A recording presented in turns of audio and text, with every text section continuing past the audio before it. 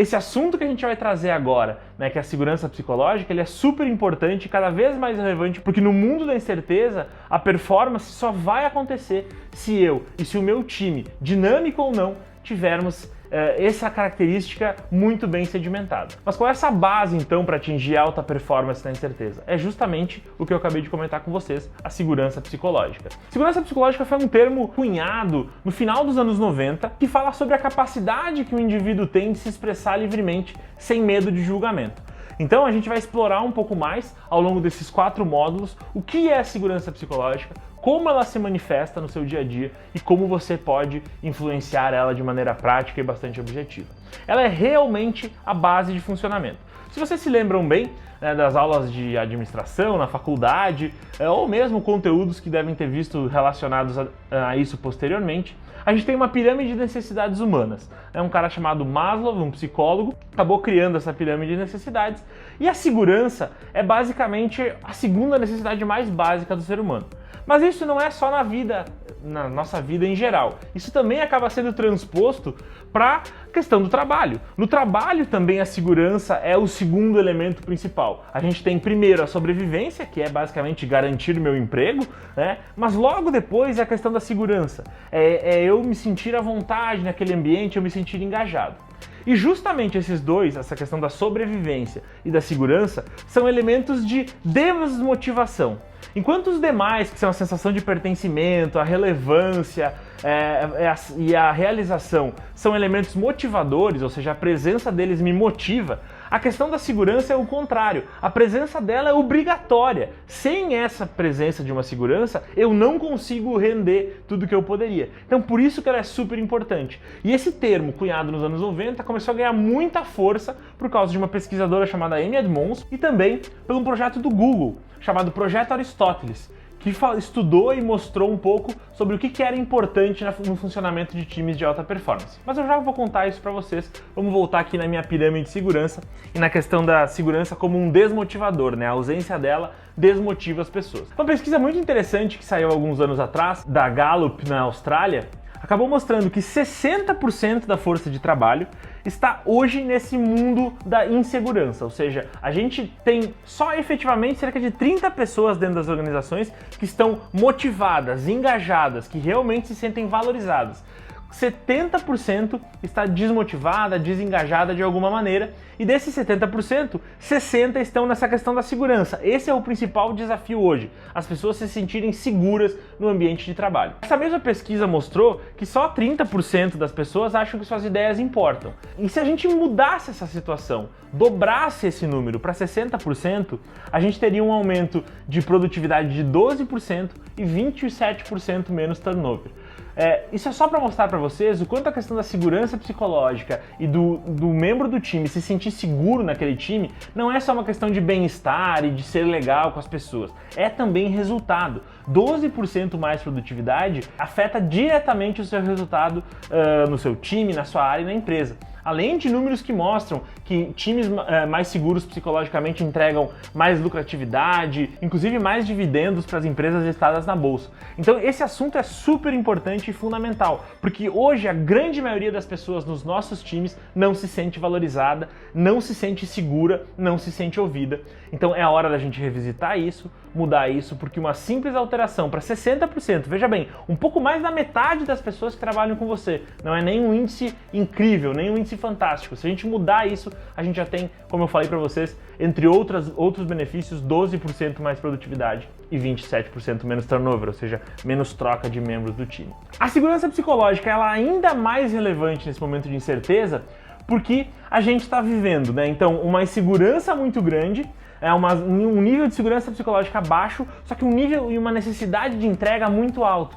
Os times estão precisando inovar, porque as empresas agora precisam, não tem mais a desculpa dessa incerteza, não tem mais a desculpa da pandemia. A gente sabe que esse é o cenário, a gente precisa entregar resultado, então a gente precisa de novas ideias, a gente precisa de mais colaboração, a gente precisa de inovação.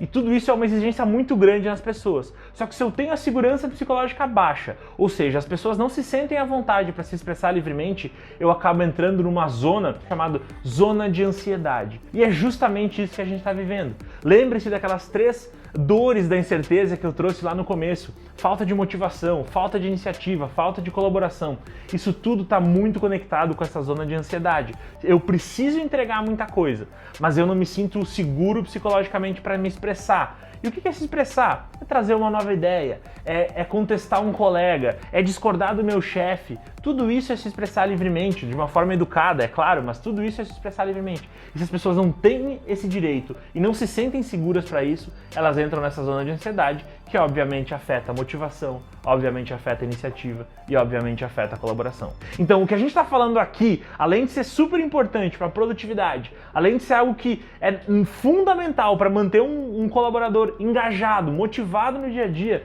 é também fundamental para um momento de incerteza, onde a gente está ansioso, está menos produtivo e menos colaborativo. É por isso que a gente precisa falar sobre segurança psicológica. E esse nome, ele é um nome curioso, né? Porque ele dá a ideia de ser uma coisa fofinha, aquele mundo do algodão doce. Ah, é segurança psicológica. E eu quero mostrar para vocês um outro lado. Eu quero falar um pouco sobre a segurança psicológica na prática.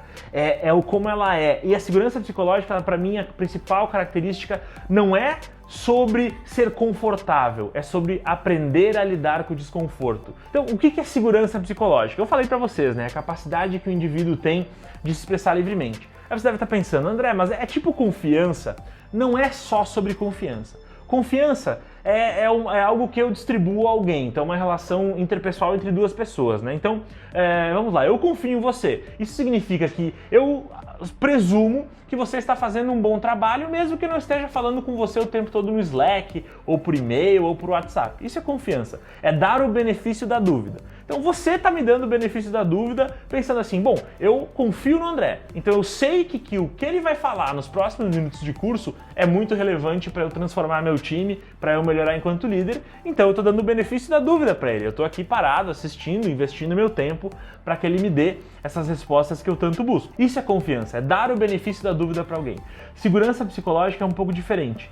É sobre quanto eu sinto que os outros me dão o benefício da dúvida. Então, enquanto confiança eu dou o benefício da dúvida para alguém e alguém me dá o benefício da dúvida, a segurança psicológica é quanto eu sinto que todos estão me dando esse benefício da dúvida. E, portanto, eu posso levantar a minha mão e me expressar livremente. Contestar meu chefe sem ter medo de ser punido, discordar de um colega de trabalho sem ter medo de uma rusga, né? Dar uma nova ideia sem ter medo de ser julgado, errar, cometer algum erro na frente dos outros sem ter medo de ser taxado como um incompetente. Ou seja, é eu entender que os outros me dão o benefício da dúvida. Os outros pensam, poxa, o André, a gente presume que ele é de boa fé, então a gente sabe que uma crítica vindo dele é uma crítica bem intencionada. A gente presume que o André está super bem intencionado, então uma nova ideia dele é uma ideia que a gente vai ouvir e tentar co-criar em cima porque não é uma perda de tempo. É mais ou menos isso. Então, o grande desafio sobre segurança psicológica é se eu, no meu time não tiver uma relação de confiança com todos os membros, eu não vou ter um ambiente de segurança psicológica. Porque se eu confio em 4 pessoas e 4 pessoas confiam em mim, mas tem uma pessoa que eu ainda não tenho total confiança e ela não confia em mim, dificilmente numa reunião eu vou levantar a mão e me expor, ou ser sincero com ela, ou estar disponível para cometer um erro na frente dela, porque eu sempre vou estar com medo de ser julgado e vice-versa. Então vejam como é um fino equilíbrio aqui, e eu já estou dando um pouco de pistas de como não tem a ver com estar confortável, tem a ver com aprender a lidar com o desconforto de uma nova ideia, de um questionamento, de um atrito e de um erro. Outros elementos que não são segurança psicológica, também não é sobre personalidade, não é sobre aquela pessoa mais expansiva, aquelas pessoas têm segurança psicológica, quem é mais tímido não tem, isso não existe. Não é sobre baixar padrões de qualidade para deixar todo mundo tranquilo e aí então não tem erro, aí não tem discordância, não é sobre isso. Pelo contrário, eu vou mostrar para vocês que segurança psicológica e alto desempenho andam lado a lado, são dois lados da mesma moeda. Não é também sobre a prova de falhas, ser a prova de falhas, é sobre se permitir falhar. Então segurança psicológica é um pouco sobre isso, sobre a gente pegar assuntos extremamente difíceis no dia a dia que a gente tem, que são dar um feedback de verdade para alguém, cometer um erro num ambiente extremamente competitivo, discordar de alguém que está acima de você na hierarquia, temas que normalmente são super complexos e difíceis, e transformar isso em coisas naturais naturais em coisas do dia a dia.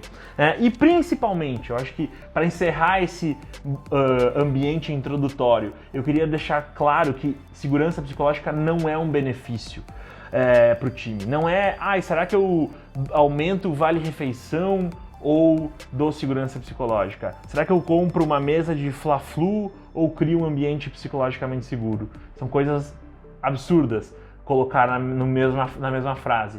Segurança psicológica é a base para todo time que quer ter alta performance. Fla-Flu, vale-refeição, dias de férias remunerados, dias de folga, tudo isso é muito legal, mas essas outras coisas são perfumaria perto do que realmente importa, que é a segurança psicológica.